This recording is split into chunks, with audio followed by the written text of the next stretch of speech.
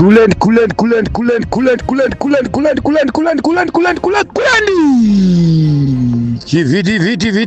show. Mukai munzwa chiviti chadi show. Right. Muri Zimbabwe, let it be very clear. Pakaipa zvinhu hazvina kupera mushe, right? President Mnangagwa pfacha pamzanzi vadzoka welcome back mudhara wani nyika yakamusevha panguva dzana Mugabe dzedziya zvinhu zvanga zvizotadza kupera mushe ka vamwe ndo vanoti mudhara akapinda ari mutaire gonyeti vamwe vachiti mudhara akapinda ari akapfeka gemenzi vamwe vakatanga akapfeka dzechikadzi a lot zvaitaurwa but aisiyo kanyaya yatati tuye titefenure nhasi tiri kutefenura nyaya iri panapa iyi yavafambira yavari kutaura kuti over the next 2 days Zimbabwe and South Africa will hold crucial high-level talks to strengthen economic trade, energy cooperation, cross-border infrastructure and regional security. Together, we continue to build stronger bridges for sustainable development and shared prosperity within the SADC region. Ndiwaya mashoko avabuda vachitaura. But hazvina kupera. Why isina kupera? Panga pakaipa. Chii chakaipa? Regedza ndikupire inyaya. Kuti kupinda nemusoro kana wazogara aiwa chivhiti ndo zvatinoita naye kana uchinge watondoona panapa ameno ndozati kune kuri kuseni pamwe ndenge ndakujumai wakavarairwa usiku kuti pamwe ndoda kuya neipi kana kuti nhasi ndine joka ripi ndo zvatinoita. We are unpredictable.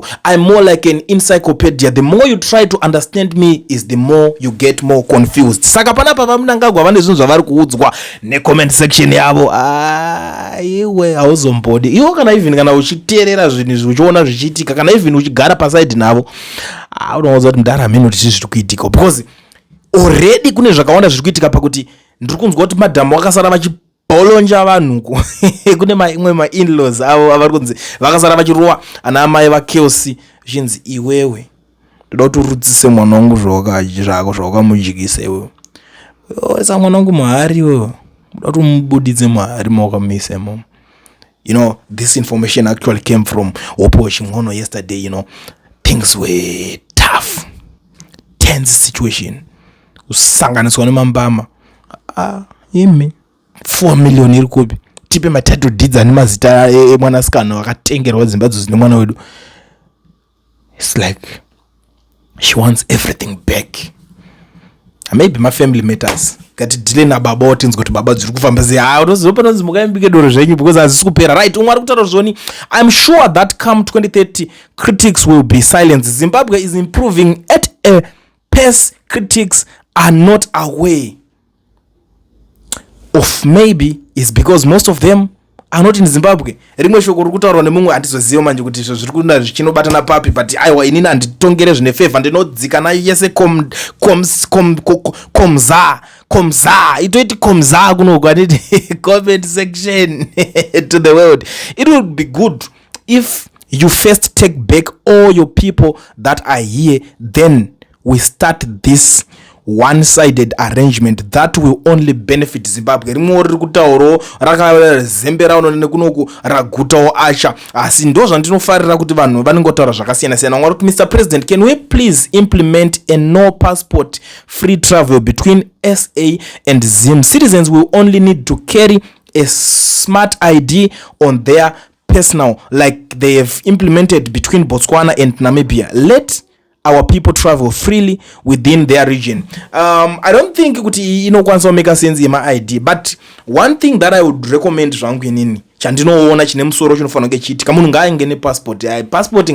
Passport must be affordable. That's the first thing. Second, pamaborders apa pavari kuenda vachinotaurirana mashoko avari kuonesana ngavataurirane kuti kana vana vedu vachipinda at least vapewo kana 1 year paborder madays aya zvekupanana ma 21 days zvezve ngazvimbomira isai 1 year ndiri kukupa 12 months zvapera vanhu vopinda zvinokwanisa kuredusa vanhu vari undocumented zvamuchose. I understand kuti munonge muchichemera yewe mabasa edu mabasa this akuna kana wani muZimbabwe anopinda achinzi atora basa remuSouth Africa unotora sei because basa racho anenge mabasa mamwe anotodiwa munhu ane ID but it's just that mabasa akashoreka ari kunzi madongi jobs ndo anenge achipinda achitorwa nevanhu munhu atora dongi job rere anoripimba anorichengetedza anorida anorishanda nemoyo wese basa robva ritanga kumuchengeta and then the next thing wakangogara uri mulocation ototi regime foreign achoka manje wena wona tarisa uone look what he is doing ari to develop atotenga plasma wena magumbe everything chiri kudya chiguta kumabhawa chiri kutenga dora chisi kupocha everything all those things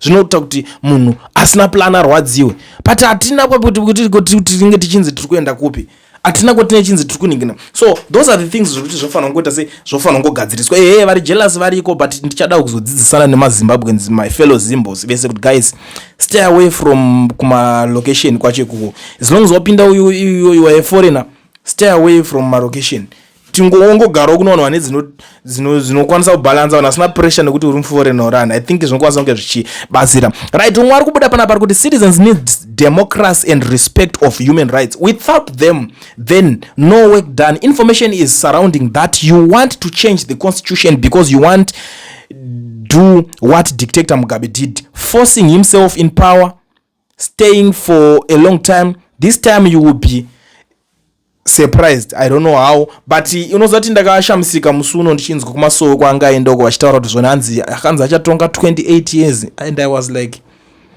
what are you talking about guys muri kuenda kunonamata here kana kuti kunoudza uye Mnangagwa zvokuti muri kunamata kana kuti muri kuda kutotanga kutokumbira mari kumukorovhera chiita kuti webhoho auya akazochera chibhoho chakapo chiita kuti wechakatadaiso aiwa vanombotipawo wawa aiwa mota dzimwe dziri kutengwa what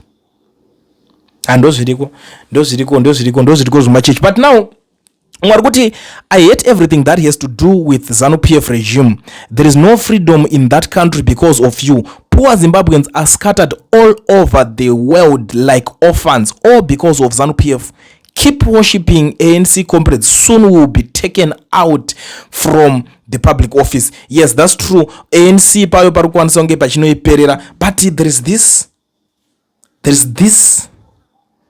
this comment this one is actually coming from the guy ari kutaurawo zvakasiyana-siyana akati as South Africans we want nothing to do with Zimbabwe until democracy transparent and accountability reign supreme in that country akumana please say just make your country work a prosperous Zimbabwe is less burden on your neighbors your children can't be international orphans when they are landowners Zimbabwe has the resources in all shapes and form please rebuild Zimbabwe for the benefits of us all I thank you respectfully mashoko mamwe ari kubudawo kuno mumwe muZimbabwean ari this one is not a Zimbabwean I'm sorry this is South African South African ndo ari kunetsana naMnangagwa panapa zvisingaiti handisizoti vakaiona kupi system iyoyi because vakanzwa kuti maZimbabweans they are actually afraid of Mnangagwa even on social media they are afraid to comment even zvavasinganakirwe so these guys vakabva ngoti mira timbokubatsirai kuita zvamunotya zvacho like what happened before manja Mnangagwa anga ari kuno ari paDurban this time around adzoka paPretoria but anga ari paDurban apa Mnangagwa achiite paDurban achita ameno zvavaita ipapo and then zvesadhaki zvavaita zve ana Jasita vakapicha matende vakazadza road already kana chito vakaningina vanga vatokoka matende vakatogadzirira kutomhanyisa but maZimbabweans papasina kana wana angarepo urikuzvona saka vanhu vekuti pakazonzi koni maZimbabweans semusuri kwamchiningira kanza muvi anotyisa chero ari pafoto zvamugabe aityisa kana ari panewspaper namugabe uzati kuti utaure anything bad about Mugabe wanga usingazoti munhu wakwira naye kombi ndiani akaita kutsotsonya masiya baba waingonzwa ndokunyudza ati iwe tiri kutambira mvura here zveZimbabwe zvanga zvakaoma umwe ari kuti why aren't you talking about building a border and managing border security and ensuring that citizens don't break other immigration laws that would solve a lot of our problems but Ramaidiot won't even bring it up but nyaya yemaborder endatoitaura chinyaya inotoitika ndekuti maborders kuti zvese zvipere munofanira kungotritawo vanhu zvingori bowa kumana haiko hatingati kamabhodha akanzaka mabhodha munhu ari kupiwa 21 days dzekuita seiko 21 days iwe ungopa munhu 3 weeks iwe munhu ari toda kutotsvaga handitiri muafrica here uchikoda kuti vanhu vaperere kuenda kuchando here iwe imbomirei mavhisa anobuda dzimwe nyika munhu anotopuhwa paari kuda then mongoti 21 days. It's not fair, honestly speaking. And I guess you always discuss how many buses will you organize to take all the sentenced Zimbabwean citizens, keeping them in your jails will rehabilitate them. Iyo yakaipa yati dikuidaira inyaya iyoyo because it's too sensitive. I believe a President E.D. Mnangagwa will put clarity into the fact that the two powerful SADC nations are the backbone to this region, making a positive impact, further strengthening the relationship that could impact on economic trade. The commenting of the relationship of sadness. The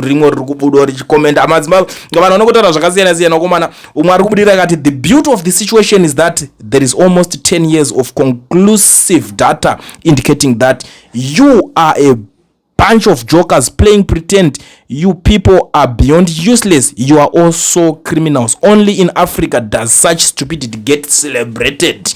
Urukunzwa here zvavariko vanotuka nechirungava kovanaka kutuka pachiprofesa kutukwa zviri nonchalant zvakaoma zvakaoma. You know, by the way, I was watching a certain video romukadzi so achiti zvedi hanzi ukafanira ngoti ukamuka kuseni ukanzwa nzara utanga kutukirira chero tuzukuru twa Mnangagwa chero anything to do with Mnangagwa takata komana vanhu masvika pakutsamwa pakudaro why komana zvakaoma right. Mwari kuti it's not going to benefit anyone except those who are connected to both Cyril Ramaphosa, Emmerson Mnangagwa. Cyril, you have to listen to South Africans and deport 4 million Zimbabweans who run away from poverty. Emmerson, you have to stop government official corruption, financial illicit, and pay jobless Zimbos $20 per month.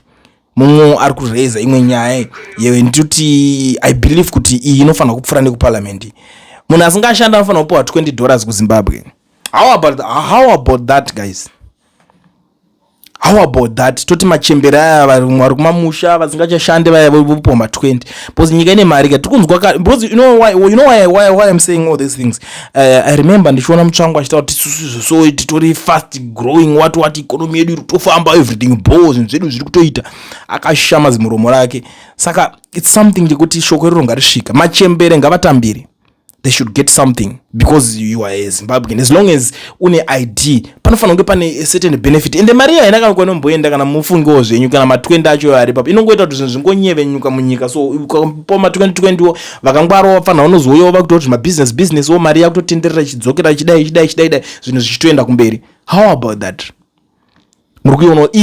This have got nothing to do with munhu ane kadhi remusangano because unozoti pukanzi munhu ane kadhi remusangano atizozvinzwisisa kuti mune muchida kuedza kuti kudii but anyway regatidzoke mukomzaza komendo right. Mwari kuti the foundation of prosperous SADC is rooted in a shared regional currency, a single visa for the free movement of people within the region, and a regional infrastructure developmental bank to facilitate rail and road construction for enhancing regional trade. Rimwe rikutauro rikupinda nepapa. That's good. Umwari kuti you have an opportunity to improve Zim's infrastructure. Do it whilst you can because history repeats itself. You disappear without any remembering you. King Saul was forgotten whilst still in the office. God was already preparing David. Rewrite history, Mr. President. Mungu akutaura zvinhu zvake achivhura Bible andizoti Bible nepolitics zvinopindirana here.